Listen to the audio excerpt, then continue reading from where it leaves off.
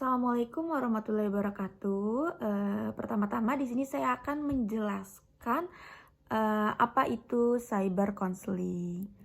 Baik, menurut Muhammad Surya 2006 mengemukakan bahwa sejalan dengan perkembangan teknologi komputer, interaksi antara konselor dan klien tidak hanya dilakukan melalui hubungan tatap muka, tetapi dapat juga dilakukan melalui hubungan virtual atau maya melalui internet dalam bentuk cyber counseling.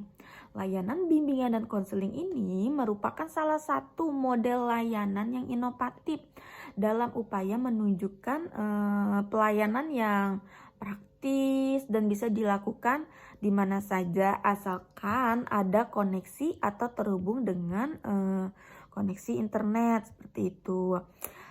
Jadi bisa dikatakan cyber counseling adalah salah satu strategi bimbingan konseling yang bersifat virtual melalui bantuan koneksi internet. Dalam hal ini proses konseling itu bisa dalam berbentuk WA, website atau email, Facebook, terus bisa juga dalam video Zoom, Google Meet, Messenger, dan inovatif yang lainnya itu bisa. Sudah tentunya apabila ingin menjalankan strategi ini, yang menjadi perantara utamanya itu adalah koneksi dan internet tersebut ya. Adapun beberapa persiapan cyber counseling itu yang pertama strategi pertama layanan bimbingan berbasis konseling ini yaitu menjadi persiapan utama adalah aplikasi dasarnya. Misal kalau kita menggunakan handphone berarti kita perlu aplikasi. Misal kalau kita mau via WA berarti kita harus ada WA atau via email. Lalu kalau ingin Zoom berarti kita harus download Zoom terlebih dahulu, Google Meet, seperti itu. Jadi untuk mendukung proses konseling yang berlangsung, diusahakan koneksi internetnya itu harus lancar ya, karena jangan sampai adanya miskomunikasi atau kurangnya pemahami dari apa yang disampaikan klien ke konselor atau konselor ke klien karena adanya hambatan dari internet tersebut.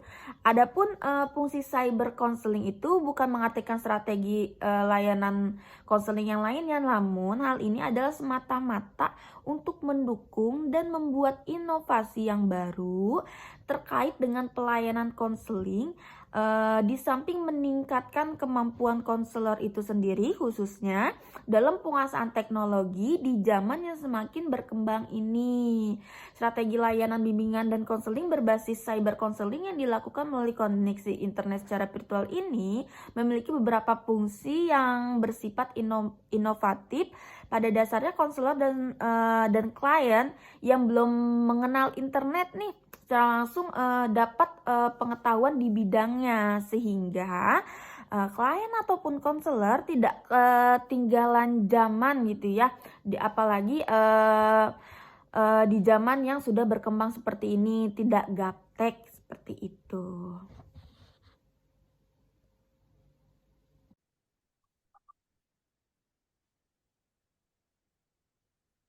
Assalamualaikum Ibu.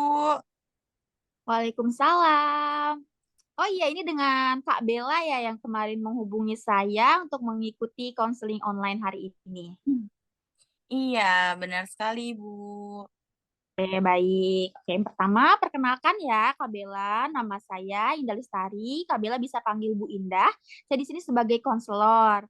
Nah, di sini dipersilakan untuk Kak Bella untuk memperkenalkan diri terlebih dahulu ya. Baik Ibu, perkenalkan sebelumnya nama saya Amalia Rosbella. Mungkin Ibu bisa memanggil saya dengan Bella gitu ya. Umur saya 21 tahun, saya seorang mahasiswa. Saya tinggal di Depok dan saya memiliki dua kakak laki-laki yang sangat menjaga saya sebenarnya. Mungkin itu aja. Oke, baik. Nah, bagaimana kabarnya Kak Bella hari ini? Alhamdulillah untuk hari ini baik, Bu. Oke, syukur alhamdulillah. Kalau sekarang Kak Bella posisinya ada di mana? Untuk saat ini posisinya lagi di rumah karena juga emang anaknya rumahan banget, jadi selalu pengen ke rumah terus, Bu. Oke, baik. Berarti sudah siap dan nyaman ya untuk mengikuti konseling hari ini. Baik, sebelum kita mulai konseling nih, Kak Bella, di sini saya ingin informasikan ya bahwa di sini saya terikat kode etik sebagai konselor ya, di mana pada posisi ini saya akan menjaga kerahasiaan apa saja yang Kak Bella ingin sampaikan atau ceritakan kepada saya ya. Dan di sini juga Kak Bella bisa bercerita, mengeluarkan pendapat, mengeluarkan perasaan-perasaan apa saja sih yang Kak Bella rasain saat ini, atau masalah apa sih yang Kak Bella hadapi saat ini. Jadi Mbak Bella dapat bercerita kepada saya ya. Nah, besar harapan saya nih Kak Bella bercerita dengan saya itu dengan nyaman ya. Jadinya Kak Bella udah nggak harus ragu lagi kayak gitu. Oke, baik di sini silahkan jika Kak Bella ingin menyampaikan sesuatu. Oke, mungkin awal mulanya ya, karena sebelumnya itu pandemi ya, Bu ya. Jadi dan sekarang sudah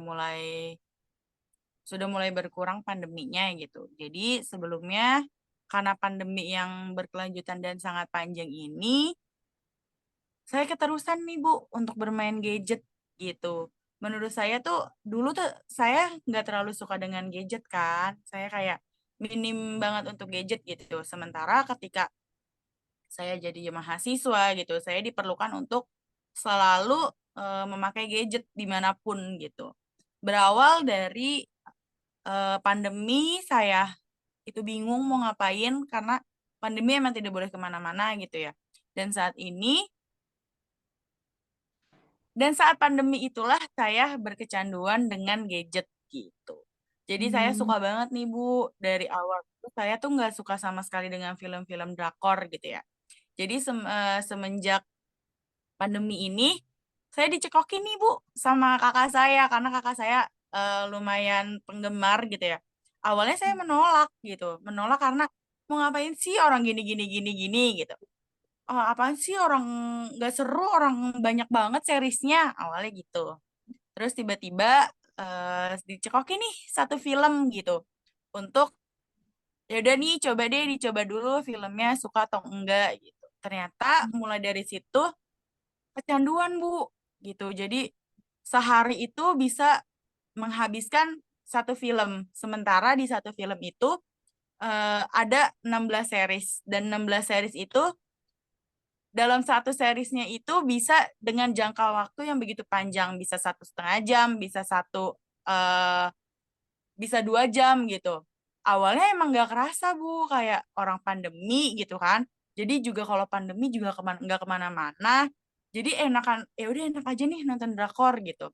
Akhirnya gara-gara nonton drakor, terus di situ lagi booming-boomingnya untuk Instagram, YouTube, dan juga TikTok untuk mengembangkan diri lagi.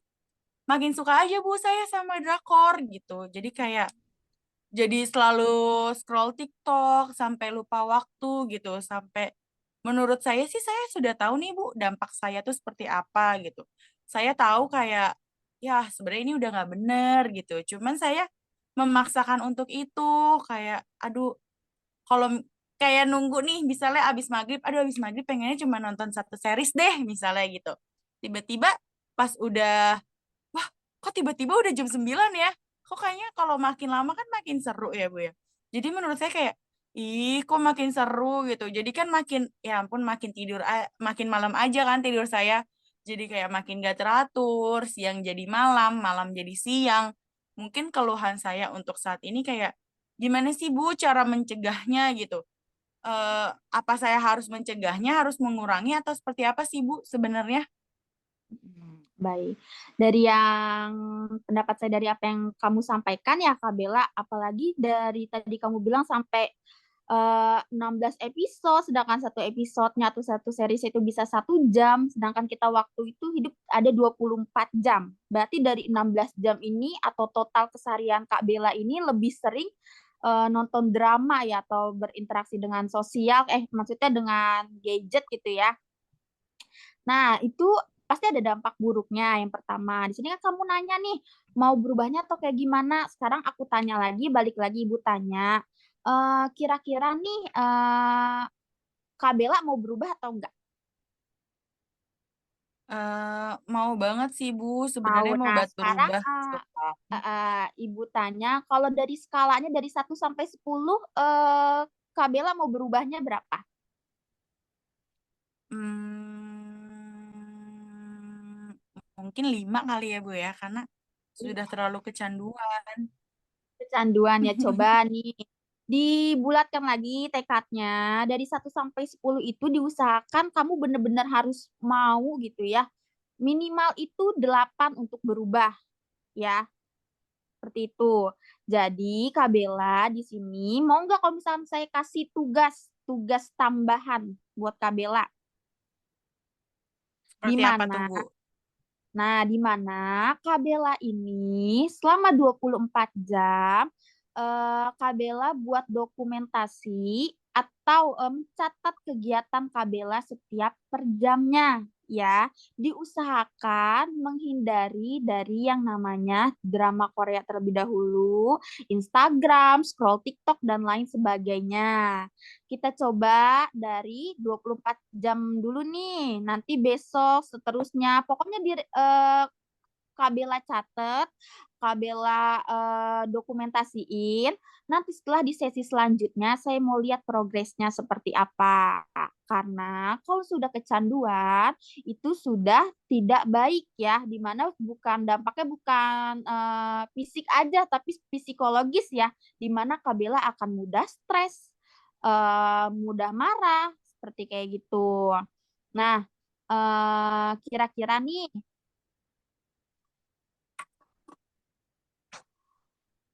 Kak Bella mau kan berubah ya, Iya, mau mengurangi. Bu.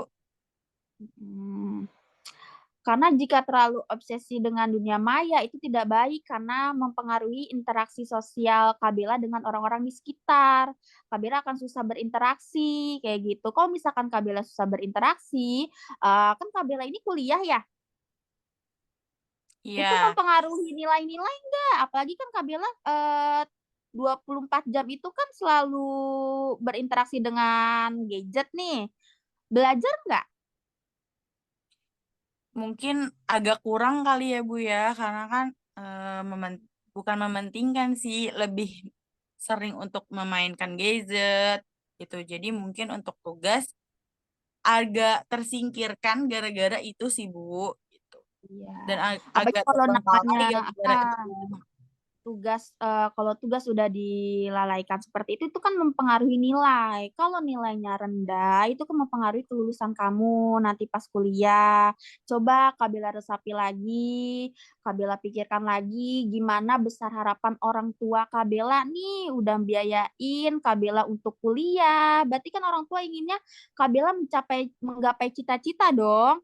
Coba kalau Kak Bellanya enggak tekun belajar, Kak Bellanya hanya bermain handphone, menonton drama, itu kan mempengaruhi nilai, nggak ada waktu belajar. Kasihan ke orang tuanya kayak gitu. Coba dipikirkan sekali lagi, coba diubah pola pola hidupnya ya. Dimulai dari rutinitas dulu deh diubah nih per jamnya yang saya bilang. Nanti saya mau lihat ke depannya di sesi selanjutnya. Kak Bella bawa dokumentasinya. Ya, seperti itu. Ya, Kira-kira baik Ibu. kira-kira Kak Bella ada lagi nggak yang mau disampaikan? Mungkin untuk konseling kali ini itu aja kali ya Bu, dan saya juga udah kayak, wah udah punya gambaran nih, ternyata lebih baik seperti ini ya, sudah punya penerapan, oh ternyata kita kita harus mengurangi itu gitu sih, Bu. Cukup jelas, Betul. Bu. Terima kasih ya. Ya, apa yang Ibu sampaikan mudah dipahami? Ya, alhamdulillah sudah dipahami, Bu. Oke, berarti nanti kita ketemu di sesi selanjutnya. Kayak gitu ya. Iya, Ibu. Terima kasih ya, Bu. Maaf sekali. Maaf sekali lagi. Iya, Bu. Iya, Kak Bella. Assalamualaikum. Waalaikumsalam.